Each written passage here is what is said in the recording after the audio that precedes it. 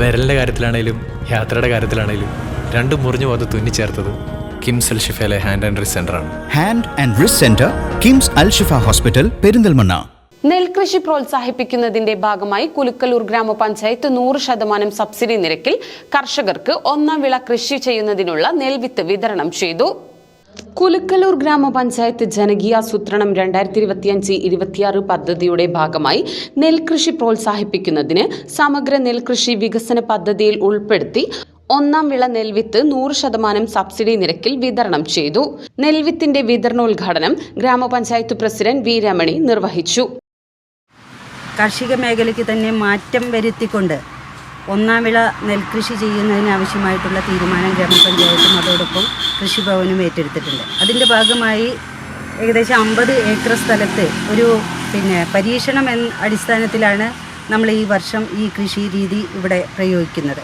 അപ്പോൾ നമുക്കറിയാം, നമ്മൾ രണ്ടാം വിള നെൽകൃഷി ഏറ്റവും ഭംഗിയായി കഴിഞ്ഞ 3 വർഷക്കാലമായി ഓരോ വർഷവും നമുക്ക് നെൽകൃഷിയുടെ ഉൽപ്പാദനം വർദ്ധിപ്പിക്കാൻ കഴിഞ്ഞിട്ടുണ്ട്. അതോടൊപ്പം തന്നെ നമ്മൾ കൊടുക്കുന്ന സബ്സിഡി തുക വർദ്ധിപ്പിച്ച് കൊടുത്തുകൊണ്ട് കർഷകരെ ഏറ്റവും കൂടുതൽ കർഷകർക്ക് സഹായം ചെയ്യുന്ന തരത്തിലുള്ള കൃഷിരീതിയാണ് നമ്മുടെ പഞ്ചായത്തിൽ നടക്കുന്നത്.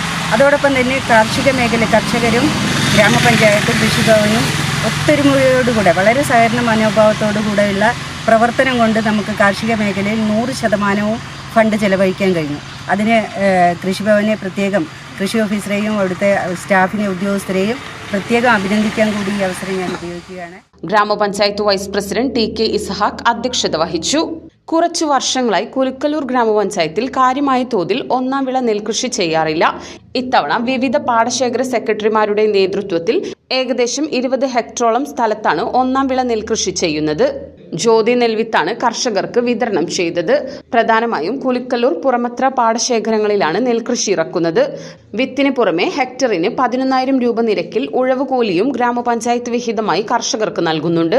ക്ഷേമകാര്യ standing committee chairman Sreekumar, Kulukkallur പാടശേഖര സെക്രട്ടറി ചന്ദ്രൻ എന്നിവർ പങ്കെടുത്ത് സംസാരിച്ചു. Ward member Roshni S Raj, panchayat secretary, കൃഷി ഓഫീസർ, കൃഷിഭവനിലെ ഉദ്യോഗസ്ഥർ, പാടശേഖര പ്രതിനിധികൾ, കർഷകർ തുടങ്ങിയവർ പരിപാടിയിൽ പങ്കെടുത്തു.